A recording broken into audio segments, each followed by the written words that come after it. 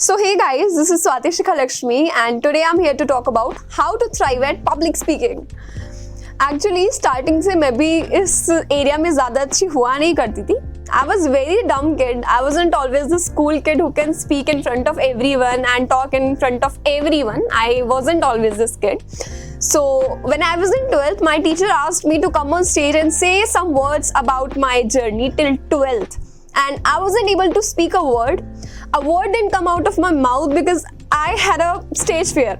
So I don't know how I got here, but yes, I have some tips which I followed, which I think can also help you. तो अगर आपको भी stage fear है and आप भी stage पर बोलने से डरते हैं तो इस वीडियो को पूरा देखिए एंड आई रियली होप कि आपकी कुछ हेल्प हो पाए. एक्चुअली एक सर्वे के अकॉर्डिंग ये माना गया है कि 90% लोग ना पब्लिक स्पीकिंग से डरते हैं एंड सेकेंड नंबर पर जिस चीज से वो डरते हैं वो होता है death. Now guess what, first number पर क्या आता होगा? ऑब्वियसली यार, public speaking. I mean we all are so scared of each other कि हम एक दूसरे के सामने बोलने से डरते हैं. ओके, जोक्स अपार्ट, एक्चुअली ये इसलिए होता है क्योंकि हम लोग ना यूज्ड टू नहीं होते हैं. बचपन से हमें एक इग्नोर करने की आदत पड़ जाती है कि जब हमें किसी के सामने बोलना है तो हम छुपने की कोशिश करने लगते हैं. एंड हमारे अंदर कॉन्फिडेंस तब आता है जब हम उन चीज़ों के बारे में बात करते हैं जिन चीज़ों की हमें जानकारी है, लेकिन वो हम कभी कर नहीं पाते. अकॉर्डिंग टू विलियम जेम्स, उन्होंने एक कोट लिखा था जिसमें लिखा था कि if you care enough about the results you will most certainly attain it. तो सबसे पहली टिप्स जो मैं आपको देना चाहूंगी वो ये है कि थिंक अबाउट द रिजल्ट्स. अपने हेड में एक सिनेरियो चलाइए कि जब आप स्टेज पर जाके वो किलर स्पीच देंगे, उसके बाद से आपके साथ क्या होगा. लोग आकर आपको कंग्रेचुलेट करेंगे, आप अच्छा फील करेंगे, आपके टीचर्स, आपके कलीग्स सब आपकी तारीफ करेंगे. एंड ड्यू टू दैट आपके अंदर वो किक स्टार्ट आएगा कि यार उस रिजल्ट को अचीव करने के लिए, उस एंड को अचीव करने के लिए मुझे ये स्टार्ट करना है, ये इनपुट देना है. तो जो भी आप इनपुट देते हैं वही आपका आउटपुट होता है. अगर आप डर का इनपुट देंगे तो आपका जो आउटपुट होगा वो भी खराब होगा. सो ऑलवेज रिमेंबर कि अपना इनपुट ऐसा रखिए जैसा आपको आउटपुट चाहिए. जब भी हम स्टेज पर जाते हैं तो हमारे अंदर ना एक अजीब सी घबराहट होने लगती है. हम सब कुछ याद करके गए हैं, हमें सब कुछ याद है, बट वहां पर जाते ही जैसे ही आप क्राउड को देखते हैं आपके दिमाग में से ना सब फिनिश हो जाता है. इट्स लाइक कि आपने कुछ पढ़ा नहीं है, आपको कुछ पता नहीं है, बट ऐसा नहीं होता. चीजें आपके दिमाग में होती हैं, आप सिर्फ फ्रीक आउट होके स्टेज फियर की वजह से सब कुछ भूल जाते हैं. मैंने जितनी भी टिप्स हैं उनको 4 पार्ट में डिवाइड किया है. जो 4 चीजें आपकी पब्लिक स्पीकिंग के लिए बहुत ज्यादा इंपॉर्टेंट है एंड उन 4 पार्ट्स के लिए मैं आपको कुछ इंपॉर्टेंट टिप्स दूंगी जिससे आप उनको इम्प्रूव कर सकते हैं. फर्स्ट आता है आपका कॉन्फिडेंस. कॉन्फिडेंस अपने अंदर कैसे लाना है? आपके अंदर कॉन्फिडेंस तब आएगा जब आप उन चीजों के बारे में बात करेंगे जो कि आपको अच्छे से आती है, जिनके बारे में आप बहुत ज्यादा अवेयर हैं. सेकेंड चीज आपको कॉन्फिडेंस कैसे लाना है कि when you enter the room, और जब आप स्टेज पर जाते हैं अपनी स्पीच डिलीवर करने, अपना कोई भी कंटेंट डिलीवर करने, तो यू हैव टू रिमेंबर कि यहाँ पर आप कंट्रोल में हैं, ऑडियंस कंट्रोल में नहीं है. एक्चुअली व्हाट हैपेंस कि हमारे दिमाग में ना एक सिनेरियो चलता रहता है कि यहाँ पर जो ऑडियंस बैठी है ये हमें जज करने आई है एंड अगर हमने अच्छा परफॉर्म नहीं किया तो ऑडियंस हमें जज करेगी. लेकिन ऐसा नहीं होता है. वहाँ पर ऑडियंस आपकी जज नहीं है. वो ऑडियंस वहां पर है क्योंकि वो आपसे कुछ गेन करना चाहती है और वो आपकी स्पीच सुनने आई है, वो आपकी जज नहीं है. So always remember this in your head कि वहां पर ना आप शहंशाह हो, ऑडियंस शहंशाह नहीं है. इट्स लाइक हमेशा अपने दिमाग में रखना है कि भाई तुम हो गए अपने घर पे शहंशाह, यहाँ पर मैं हूँ, स्टेज तो मेरा है, स्टेज पे तो मैं किल करके जाऊंगा. तो keep this in your head कि ऑडियंस को पावर मत दो तुम्हें जज करने की, पावर हमेशा खुद पे रखो. तीसरी चीज जो आपको कॉन्फिडेंस बूस्ट करने में हेल्प करेगी, देखिए एक कहावत होती है कि practice makes the man perfect, but it's not true. Practice does not always makes you perfect and it's important to keep this inside your head कि जब आप स्टेज पर जाते हैं, अगर आप उसको प्रैक्टिस करके 10 बार, 15 बार, 20 बार अगर उसको प्रैक्टिस करके आप जा रहे हैं, चाहे 50 बार जा रहे हैं, यू हैव टू बिलीव कि प्रैक्टिस आपको परफेक्ट नहीं करेगी. क्योंकि अगर आप स्टेज पे जाकर आप परफेक्शन की उम्मीद कर रहे हैं और आपसे अगर पिन पॉइंट की भी गलती होती है ना तो आप अपने आप को ब्लेम करना स्टार्ट कर देंगे and then you will be like oh my god I am not confident enough. आपका कॉन्फिडेंस एकदम से लूज हो जाएगा. ओ माय गॉड मैंने बहुत ज्यादा ब्लंडर कर दिया स्पीच में. It's not like that. We are humans, और आप कितनी भी प्रैक्टिस करिए, एक भूल चूक, दो भूल चूक आपसे होती रहेंगी। सो इसलिए कभी भी always remember that practice does not makes the man perfect. Yes, you have to practice because एक लेवल तक आपको अपनी स्पीच को वो फिनिशिंग देनी है, लेकिन परफेक्शन की उम्मीद इतनी जल्दी मत कीजिए। These were the tips जिससे कि आपका कॉन्फिडेंस और बूस्ट हो सकता है। सेकेंड चीज आती है आपकी कंटेंट। अब आप कंटेंट कैसे लिखेंगे, कंटेंट कैसा रखना है, किस तरीके से कंटेंट बनाना है। सबसे पहली चीज that I would like to say, be yourself. Be yourself. Everyone else is already taken.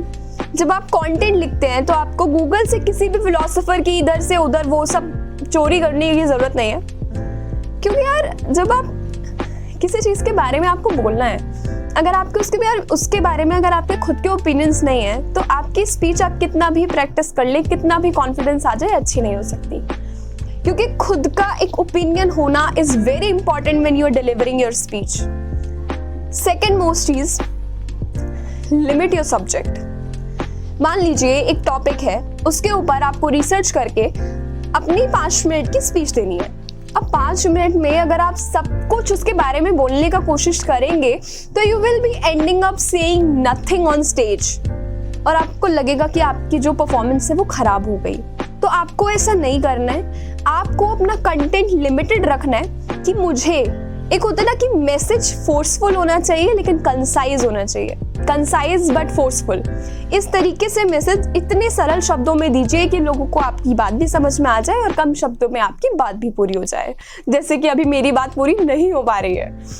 And उसके बाद से मैं एक चीज कंटेंट में कहना चाहूंगी, do not read your paper.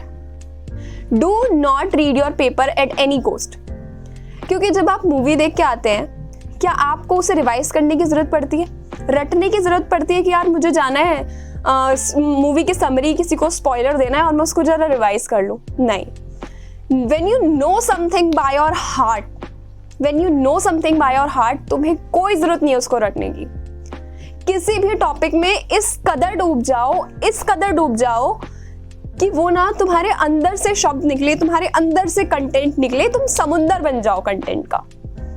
तो आपका सबसे पहला task whenever you get any topic, वो ये होना चाहिए कि आप उस टॉपिक का समुंदर बन जाओ, उस टॉपिक में इतनी गहराई से घुल जाओ कि चीजें आपके जुबान से खुद निकले। ठीक है। And last thing that I would like to say in content, की चीजों को ऑर्गेनाइज करना सीखिए।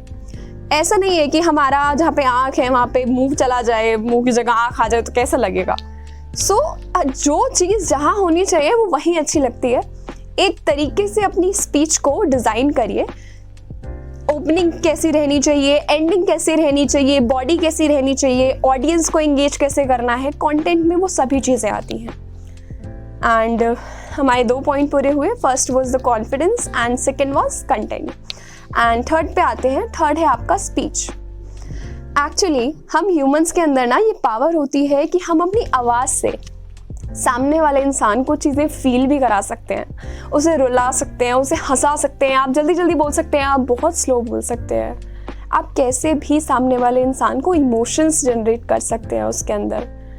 तो ये अपनी पिच आपको इतनी अच्छे से प्रैक्टिस करनी है। जब हम बोलते हैं ना प्रैक्टिस में आपको कंटेंट याद हो ना हो, लेकिन आपकी पिच, आप किस तरीके से स्पीच बोल रहे हैं, कहाँ पर फुल स्टॉप है, कहाँ पर कॉमा है, कहाँ पर आपको रुकना है, कहाँ पर आपको तेज बोलना है, वो सारी चीज़ें जब तक ध्यान में नहीं रखी जाएंगी तब तक आपकी स्पीच पूरी अच्छे से नहीं हो पाएगी। And do not speak at the audience, speak to the audience. आपको ऑडियंस से बात करनी है, ऑडियंस को इंगेज करना है। जो भी आप कर रहे हैं स्टेज पर जाके, उन चीज़ों में ऑडियंस को इंगेज कीजिए। That's what makes your speech even more interesting when you engage your audience into it. Okay? And the last but not the least point is body language. Now, how do we keep our body out there on stage? And जब हम इतने ज़्यादा anxiety में होते हैं, हमारे अंदर body में इतनी stiffness आ जाती है कि हमें से कुछ लोग तो मतलब ऐसे ही रह जाते हैं बस स्टेज पे जाके,